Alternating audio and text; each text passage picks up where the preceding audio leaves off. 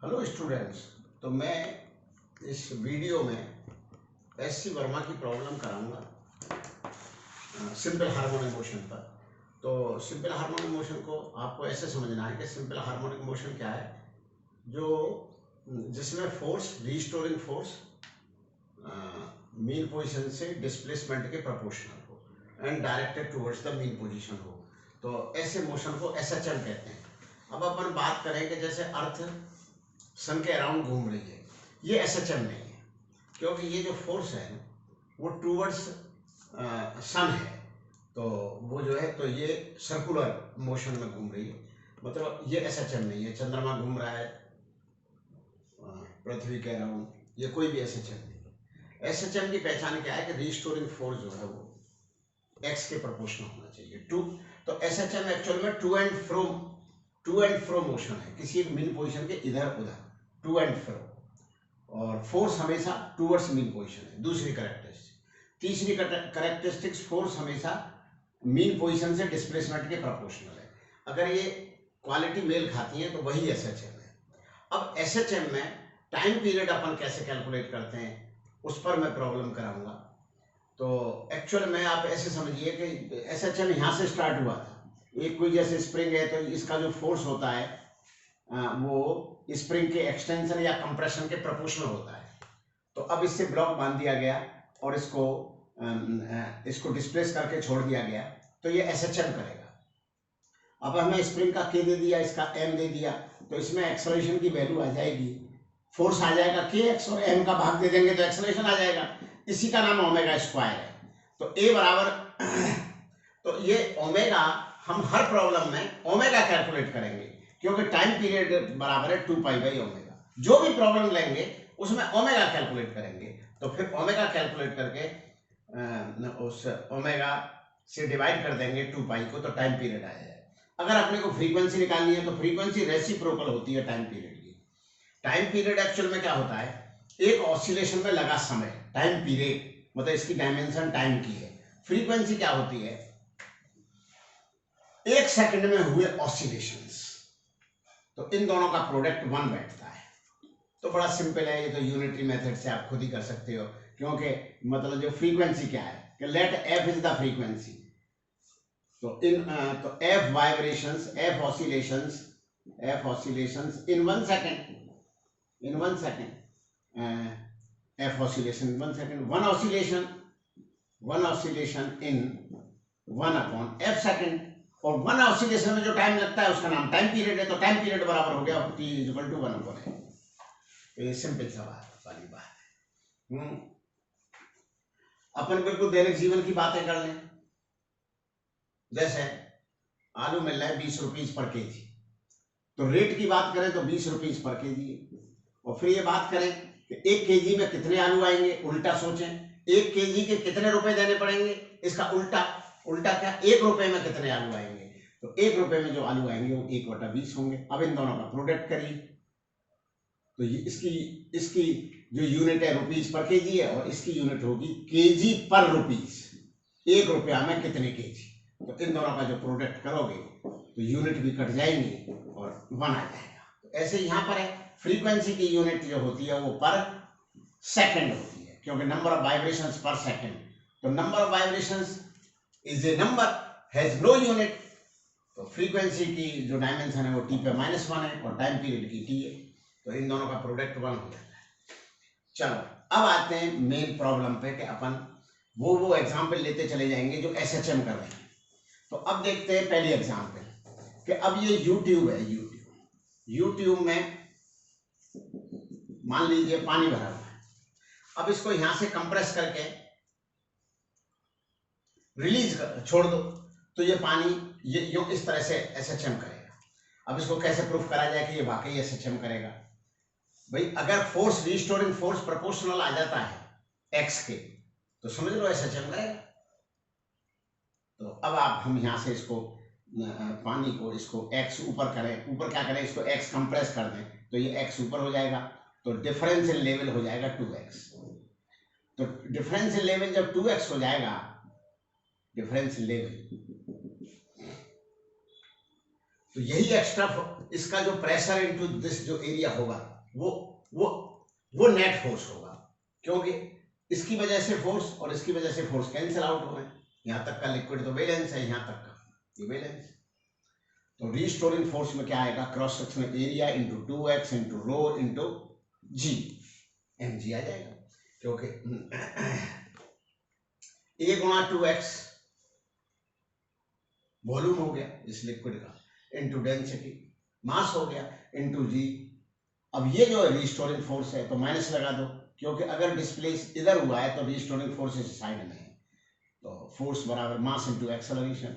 अब ये किस पे एक्ट करेगा, पूरे लिक्विड पे एक्ट करेगा, तो मास इंटू एक्सेलरेशन लिख दो, एक्सेलरेशन बराबर हो जाएगा -a2x रो जी अपॉन m। अब कभी कभी क्या दे रखा होता है कि लिक्विड की टोटल लंबाई l दे रखी है, तो मास को भी हटा दो, तो मास को हटा के यहां लिख देंगे a l रो, जो क्रॉस सेक्शनल एरिया a है और length of the liquid l है, तो वॉल्यूम हो गया, वॉल्यूम इंटू रो, रो से रो कैंसिल हो गया, a से a कैंसिल हो गया, तो -2g/l इंटू x। अब जब हमें ये दिख जाए कि एक्सेलरेशन आ गया प्रोपोर्शनल x के, तो जो ये बचा -4 x को छोड़ करके जो ये बचा, यही तो ओमेगा स्क्वायर है, और जो ओमेगा स्क्वायर जब पता लग गया तो टाइम पीरियड हो गया 2π/ओमेगा, और ओमेगा क्या है, ये ओमेगा स्क्वायर है, तो इसका रूट लो, डिवाइड कर दो, तो 2π√L/2g हो गया। अब कोई फ्रीक्वेंसी पूछे उल्टा लिख दो, तो फ्रीक्वेंसी पूछे तो 1/2π√2g/L। तो मैं अभी वो एग्जाम्पल कराऊंगा, क्योंकि मैं SHM पढ़ा रहा हूँ, तो वो एग्जाम्पल लेता चला जाऊंगा जो सिस्टम SHM कर रहा है। अब प्रश्न उठता है कि ये जो है, ये एक स्प्रिंग ना होकर के ये दो होती और दोनों ऐसे लगी होती, तो अब इसमें रीस्टोरिंग फोर्स क्या होगा कि अगर हम इसको x डिस्प्लेस करें तो ये स्प्रिंग इसको खींचेगी k1x से, ये खींचेगी k2x से, दोनों फोर्स एक ही तरफ होंगे तो वो ऐड हो जाएंगे, ऐड होने पर नेट फोर्स हो जाएगा k1x प्लस k2x। इसको तो समझने में कुछ है ही नहीं, क्योंकि दोनों फोर्स ऐड हो रहे हैं। तो रीस्टोरिंग फोर्स हो गया ये बराबर मास इंटू एक्सेलरेशन। मास जो है m जो है मास ऑफ द ब्लॉक है, ब्लॉक का मास है, m से डिवाइड कर दो, है x को बाहर ले लो, तो -k1 plus k2 upon m into x। अब यहां पर जो आया x को छोड़ के, नेगेटिव को छोड़ के जो बचा वही तो ओमेगा स्क्वायर है, तो जो ओमेगा स्क्वायर बचा इसका रूट लेके 2π में बाहर दे दो, टाइम पीरियड आ गया। ये टाइम पीरियड आ गया, तो फिर आप कहोगे क्या इस SHM में क्या केवल टाइम पीरियड ही नहीं निकालते हैं? नहीं भैया, बहुत सारे पैरामीटर हैं, तो मैं सभी करा दूंगा इसी लेक्चर में। तो यहाँ पर टाइम पीरियड हो गया 2π√m/k1 प्लस k2, क्योंकि यहाँ पर इक्विवेलेंट जो है वो k1 प्लस k2 है, मतलब माइनस और x को छोड़ के जो बचता है वो ओमेगा स्क्वायर है, उसका रूट लेते हैं, रूट लेने के बाद भाग दे देते हैं, तो टाइम पीरियड है ये आ गया। अब मानो ये ब्लॉक बीच में हो और एक स्प्रिंग इधर हो और एक स्प्रिंग इधर हो, तो इसका भी k1 हो, ये k2 हो। अगर मैं x से इसको इधर डिस्प्लेस करता हूं तो ये स्प्रिंग धक्का मारेगी, ये खींचेगी, अब भी फोर्स ऐड हो गई, तो फोर्स अब ऐड हो गई, तो यहाँ पर भी f बराबर -k1 plus k2 into x हो गया। तो यहाँ की भी वही कहानी है जो इसकी है, क्योंकि a बराबर आ जाएगा -k1 plus k2 divide by m into x, तो वही time period upon omega square जानेंगे निकालना। तो हर एक का मैं ओमेगा बताता जाऊंगा, फिर आप उसको जो भी यूज करना है कर लीजिए, टाइम पीरियड में यूज करना है टाइम पीरियड में कर लीजिए, फ्रीक्वेंसी में करना है फ्रीक्वेंसी में कर लीजिए। नेक्स्ट, तो बस ओमेगा हो गया √k1 plus k2 divided by m। अब आता है नेक्स्ट,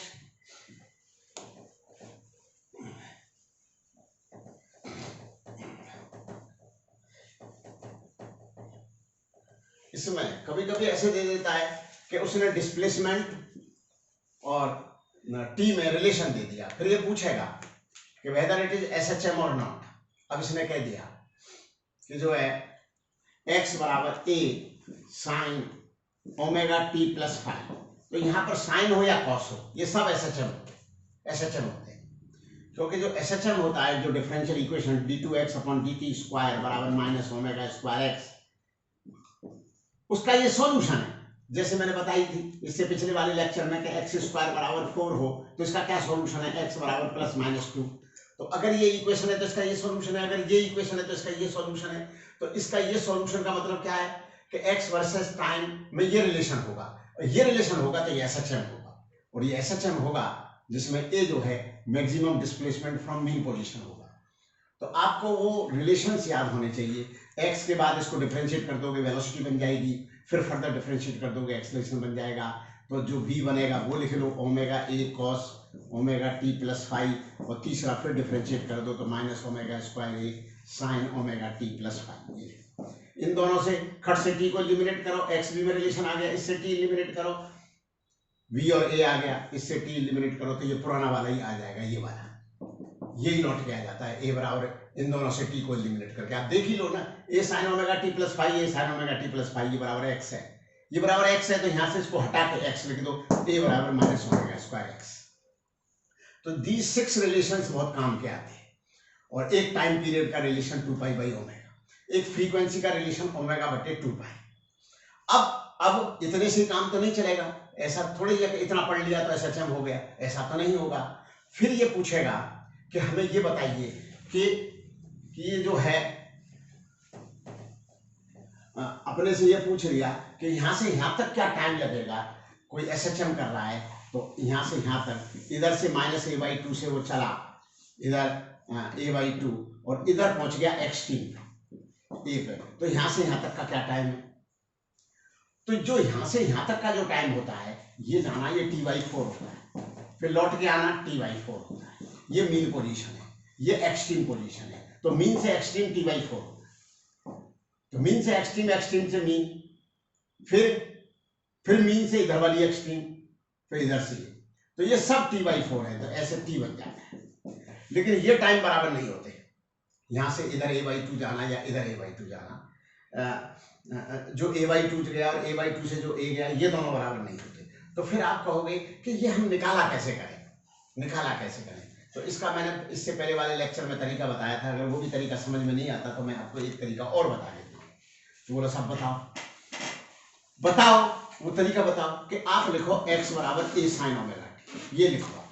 बोला ये क्या लिखे, ये लिखो, ये इक्वेशन लिखा गया है मीन पोजीशन से, क्योंकि t इक्वल टू 0 पर x का मान 0 आ रहा है, ठीक है।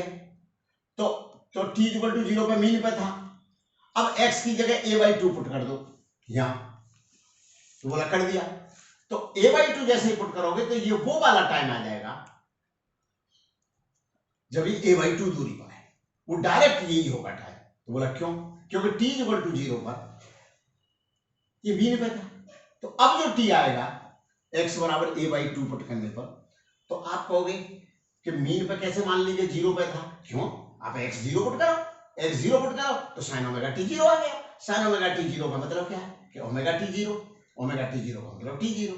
तो x की जगह a बाई 2 पुट करो तो a साइन ओमेगा t, तो a बाई 2 और a तो हाफ हो गया, तो साइन ओमेगा t हाफ हो गया। साइन ओमेगा t हाफ कब होता है, जब ये पाई बाई 6 होता है। ये हमेशा रेडियन में लिखा जाएगा, ये नहीं कि आप 30 डिग्री लिख दोगे ना, बिल्कुल रेडियन में। तो t का मान आ गया पाई बाई 6 हो गया, बस ये आ गया। फिर किसी ने कहा कि मुझे ये कैसे पता लगे ये वाला टाइम यहां से लेके यहां तक का, वेरी गुड, ये बता देते हैं। तो आपको यहां से यहां तक का पता लग गया, और यहां से यहां तक का a पुट करके निकाल लो, x की जगह a पुट कर दो तो यहां से यहां तक का टाइम होगा डायरेक्ट। तो चलो जी a पुट कर दिया, पाई बाई 2, तो omega t equal to pi by 2 हो गया, तो ओमेगा t पाई बाई 2, तो t बराबर हो गया पाई बाई 2 ओमेगा। तो इस नाम का नाम t1 रख लो, इसका t2 रख लो। अब सब्ट्रैक्ट कर दो कि यहाँ से यहाँ तक उसको कहाँ देखा गया था, इस टाइम पे। किसी ने कहा कि मुझे यहाँ पर मैंने इसको देखा था 2:01 पे, और इसको देखा था यहाँ पर 2:04 पे। तो ये तो दुनिया कोई भी बता देगा कि यहाँ से यहाँ तक जाने में 3 मिनट लगे होंगे भाई, पहली बार यहाँ से जा रहा था। तो बस इसमें से घटा दो, तो जब पाई बाई 2 ओमेगा में से पाई बाई 6 ओमेगा घटाया तो आप समझ जाओ कि ये क्या बचेगा, 3 पाई बटे 6 ओमेगा माइनस पाई बटे 6 ओमेगा, तो 2 पाई बटे 6 ओमेगा, तो पाई बटे 3 ओमेगा। तो पाई बटे 3 omega is double of pi by 6 omega, pi by 6 omega. ये जो टाइम है इतना, ये इतना जो टाइम है ये पाई बाई 3 ओमेगा है और ये पाई बाई 6 ओमेगा है, तो तभी तो ये दोनों मिलके क्या है, पाई बाई 2 ओमेगा। और पाई बाई 2 ओमेगा ही टाइम पीरियड का चौथाई है। तो कभी कभी ये पूछता है कि टाइम पीरियड के पदों में बताओ, तो याद कर लो मैं क्या करूं इसमें, पाई बाई 2 ओमेगा को कह दो टी है, नहीं 2 पाई बटे ओमेगा को कह दो टी है, इससे आप कर लो। तो पाई बटे ओमेगा की जगह आप क्या पुट करोगे, पाई बटे ओमेगा की जगह आप टी बाई 2 पुट करोगे, तो ये टी बाई 6 होगा, ये वाला यहां से यहां तक। और पाई बाई ओमेगा की जगह आप टी बाई 2 पुट करोगे, तो ये टी बाई 12 होगा। और टी बाई 12 और टी बाई 6 टी बाई 4 बैठेगा, क्योंकि T by 12 plus T by 6 क्या होता है, T by 12 plus 2 T by 12, तो बराबर क्या होता है 3 टी बाई 12, तो ये क्या होता है टी बाई 4। तो ये, लेकिन ये याद रहे कि इस इक्वेशन को लिखने का मतलब वो है कि t इक्वल टू 0 पर पार्टिकल कहां था, कहां पर था t इक्वल टू 0 पर पार्टिकल कहां पर था, t equal to 0 mean position पे था। साइन यूज कर रहे हो तो मीन पे था। बोला कॉस भी यूज कर सकते हैं, तो मैं ये कहूंगा कॉस के चक्कर में मत पड़ो, तो कॉस के चक्कर में पड़ोगे तो फिर ये समझाना पड़ेगा कि अब वो एक्सट्रीम पे था, तो यही लिख लो ना, इसमें क्या फर्क पड़ता है। लेकिन किसी ने कहा कि शुरू में पार्टिकल था ही एक्सट्रीम पोजीशन पे, तो उसको यहां तक पहुंचने में क्या समय लगेगा, यहां से लेके यहां तक, तो वो कॉस छोड़ो ना, शुरू में यहां था तो क्या जरूरत है, यहां से यहां तक तो बस इस साइन वाले से कैलकुलेट कर लो, तो वो कुछ भी पूछा जा सकता है। तो ये फार्मूला बहुत हेल्प करता है। अब और बात बताते हैं, किसी ने पूछा हमसे कि जब एसएचएम कर रहा है तो a/3 था एक्सट्रीम पोजीशन, मीन पोजीशन से a/3 दूरी पे था, ठीक है भाई, a/3 दूरी पे, तो a/3 से a तक जाने में क्या समय लगेगा, a/3 से a तक जाने में क्या समय लगेगा, बहुत आसान। यहाँ क्या करो, x की जगह a/3 पुट कर दो, तो a/3 पुट करोगे तो sin ओमेगा t बराबर आ जाएगा 1/3, क्योंकि a/3 पुट करा, a से a कट गया, तो t1 का मान आ जाएगा। तो sin इनवर्स, ये स्टैंडर्ड नहीं है, तो sin इनवर्स 1/3 बटे ओमेगा, दिस इज t1 का है, जो कहां से कहां तक का है, कहां से कहां तक, मीन पोजीशन से a/3 दूरी तक जाने का है। अच्छा, फिर तो ये फार्मूला बड़ा हेल्पफुल है। फिर बोला मीन पोजीशन से यहां तक का कैसे निकाले, वो आपको पता है, क्योंकि x बराबर ये sin ओमेगा t, और तुमसे पूछा गया है मीन से लेके, लेकिन ये सब समय देगा मीन से ही, साइन वाला फार्मूला मीन से ही देगा समय। तो x की जगह a पुट कर दो, तो sin ओमेगा t 1 आ गया, sin ओमेगा t 1 आ गया। sin ओमेगा t 1 कब होता है, पाई बाई 2 पर, ओमेगा t पाई बाई 2, तो ओमेगा t2 होगा पाई बाई 2, तो t2 क्या होगा, पाई बाई 2 ओमेगा।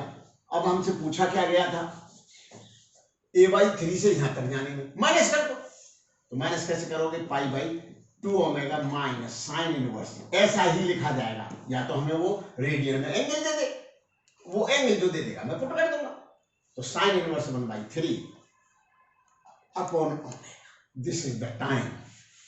एसएचएम वाले को कहां से कहां तक कवर करने में, मीन पोजीशन से a/3। फिर किसी ने पूछा कि जी हमें ये ना चाहिए, हमें तो कुछ और चाहिए, तो वो भी मैं बताता हूँ, क्योंकि मैं हर एंगल से इसको समझा दूंगा, ऐसे नहीं काम चलेगा, मैं तो ठीक। हाँ, तो अब मैं ये कराने जा रहा हूँ कि स्प्रिंग से एक मास सस्पेंड कर दिया, तो वो वर्टिकल पोजीशन में, तो वो एसएचएम करेगा या नहीं। तो इसमें क्या है, इसमें क्या फर्क है कि इस केस में यदि स्प्रिंग यूं है और मास यूं है और ऐसे है, इन दोनों में एक फर्क है, यहां पर स्प्रिंग की नेचुरल लेंथ ही मीन पोजीशन है, यहां पर एक्सटेंडेड पोजीशन मीन पोजीशन है। तो इस mg को बैलेंस करने के लिए स्प्रिंग L0 खिंच गई, फिर फर्दर x खींच दिया, जो फर्दर x खींचा वही एक्स्ट्रा फोर्स होगा, वही रिस्टोरिंग होगा। तो यहां से देख लो आप कि स्प्रिंग खिंची हुई है L0 प्लस x, तो स्प्रिंग फोर्स ये हो गया जो अपवर्ड है, मास यहां पर है तो अपवर्ड है इतना, और mg नीचे है तो नेट फोर्स ये आ गया, KL0 और mg कट गए तो kx आ गया, और ये होते होते SHM हो गया। तो फिर किसी ने पूछा कि यहाँ वर्टिकल जो ग्रेविटी है वो एसएचएम नहीं करा रही, नहीं करा सकती। वर्टिकल डायरेक्शन में ग्रेविटी एसएचएम नहीं करा सकती, क्योंकि एसएचएम वही हुआ करते हैं जिनमें फोर्स रीस्टोरिंग होते हैं, और वर्टिकल डायरेक्शन में जो ग्रेविटी का फोर्स है वो रीस्टोरिंग कैसे होगा, वो तो यूनिडायरेक्शनल है, वो तो वर्टिकली डाउनवर्ड है, तो वो क्यों होगा। तो बोले यहाँ कैसे करा देते हैं, यहाँ कैसे करा देते हैं, ये बहुत अच्छा क्वेश्चन पूछा आपने। यहाँ इसलिए करा देते हैं कि mg का कंपोनेंट इधर आ जाता है, तो वो कंपोनेंट एसएचएम कराता है, वो कंपोनेंट इसको रीस्टोरिंग फोर्स देता है। तो ग्रेविटी कभी यूं नहीं करा सकती एसएचएम। अब इस केस में ये हो गया। अब तीसरा केस इसी में लेते हैं कि यहाँ पर लिया और स्प्रिंग यूं कर दी, और यहाँ पर एक मास रख दिया इसके ऊपर। अब मास जब रख दिया थीटा डिग्री पर, और तो मीन पोजीशन से जब इसको और दबा के छोड़ देंगे तो ये एसएचएम करेगा। फिर आप कहोगे सब आप रिजल्ट तो बड़ी जल्दी बता देते हो कि एसएचएम करेगा, तो आप प्रूव भी तो करो कि एसएचएम क्यों करेगा। अरे मैं क्या बताऊं, जिनमें रीस्टोरिंग फोर्स एक्स के प्रोपोर्शनल आ जाए वो एसएचएम है, तो इसमें आ जाएगा। तो बोला कैसे आएगा, ऐसे आएगा mg का इधर कंपोनेंट mg cos थीटा और इधर कंपोनेंट mg sin थीटा। तो mg sin थीटा और kl0 स्प्रिंग दबी होगी यहाँ दबी पोजीशन ही नेचुरल है, यहाँ एक्सटेंडेड पोजीशन नेचुरल है, और यहाँ नेचुरल पोजीशन ही मीन पोजीशन है। यहाँ नेचुरल मीन पोजीशन है, natural position of the spring is the mean position. यहाँ पर extended position is the mean position, यहाँ पर compressed position of the spring is the mean position. बात चल रही है मीन की। यहाँ मीन क्या है, एक्सटेंडेड। यहाँ मीन क्या है, नेचुरल। कि यहाँ क्या जरूरत है, मास तो वैसे ही यहाँ रखा हुआ है हॉरिजॉन्टल। तो यहाँ पर क्या होगा, जो mg sin थीटा और kl वहां से फर्दर कंप्रेस इसको x और कर दिया, तो एक्स्ट्रा फोर्स kx मिल जाएगा। यहां तक तो ये वो थी मीन, ये है नेचुरल। अभी रखा नहीं था मैंने मास इस पर, तो नेचुरल हो गई। अब मास में दबा दिया तो मीन हो गई, मीन से फर्दर दबा दिया वही एक्स्ट्रा फोर्स है, क्योंकि मीन पर तो फोर्स बैलेंस है। कौन बैलेंस है, mg sin theta and kl0। अब x और दबा दिया तो एक्स्ट्रा फोर्स क्या हो जाएगा, kx। अब तुम फिर भी ना मानो तो मैं समझा सकता हूं कैसे, क्योंकि स्प्रिंग कंप्रेस होगी L0 प्लस x, तो स्प्रिंग फोर्स लगा रही होगी ऊपर की तरफ इतना यूं kl0, और mg sin थीटा इधर होगा तो वो घटाना पड़ेगा माइनस mg sin थीटा। तो kl0 और mg sin थीटा कट जाएंगे तो फोर्स बचेगा kx, फोर्स बचेगा kx। यहाँ माइनस लगाना पड़ेगा क्योंकि कंप्रेस इधर करा गया है, रीस्टोरिंग उधर आएगा, यो तो रीस्टोरिंग उधर आएगा, तो ma लिखना पड़ेगा। तो a का मान आ जाएगा minus k by m into x. तो चाहे ये केस हो, चाहे ये केस हो, चाहे ये केस हो, सब में omega under root k by m ही है। हेलो स्टूडेंट्स, तो मैं इसमें एक इस प्रॉब्लम को लेके कई बातें बताने जा रहा हूं। प्रॉब्लम ये है कि कोई पार्टिकल एसएचएम एग्जीक्यूट कर रहा है, उसका टाइम पीरियड 6 सेकंड दे रखा है, ठीक है। किस तरह से इसका यूज होगा, तो पहले आप पूरी प्रॉब्लम सुन लीजिए। उसका जो है एम्पलीट्यूड है उस एसएचएम का 10 सेंटीमीटर है। इसका मतलब है वो एक्सट्रीम पोजीशन से 10 इधर जाएगा, फिर 10 यूं आएगा, फिर 10 इधर जाएगा, तो वो यूं करेगा। तो 10 सेंटीमीटर एम्पलीट्यूड है। इसने कह दिया कि पार्टिकल t=0 पर मीन पोजीशन से 5 सेंटीमीटर दूर था, मतलब a/2 दूर था यहां से, 10 का 5 सेंटीमीटर दूर। फिर आप जानना चाहोगे पूछा क्या है, इसने पूछा है कि एसएचएम का जो इक्वेशन ऑफ मोशन बताओ। फिर आप कहोगे ये क्या होता है, एक्स कैसे बदल रहा है as a function of time, ये बताओ। और डिफरेंशियल इक्वेशन ऑफ एसएचएम क्या होता है कि एक्स का डबल डिफरेंशियल एक्स के प्रोपोर्शनल या जो भी, पर इसे समझो कि x as a function of time पूछा है। तो x as a function of time पूछा है, तो ये ऐसा आना चाहिए कि t=0 पुट करने पर x का मान 5 आना चाहिए, क्योंकि वो स्टार्ट ही यहां से हुआ था, ठीक है। फिर उसने एक बात और कही कि स्टार्ट यहां से हुआ है तो यह उधर जा रहा है या इधर जा रहा है, ये भी बात अलग होती है।